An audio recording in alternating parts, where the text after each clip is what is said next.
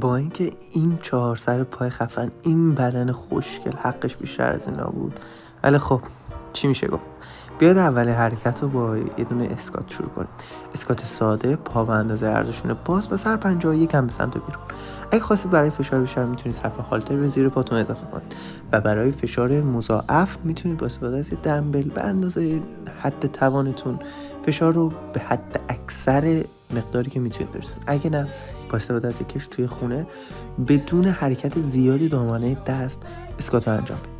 حرکت بعدی میتونید با استفاده از یه دونه از این نیم دایره، یه توپ یا یه دونه از این استوانه یا حتی یه حوله ضخیم میتونید زیر بخش زانوتون گذاشته حرکت رو تک پا یا دو پا انجام بدید که فشار زیادی به بخش 4 سر علاوه بر بخش بیرونی و داخلی بیاره.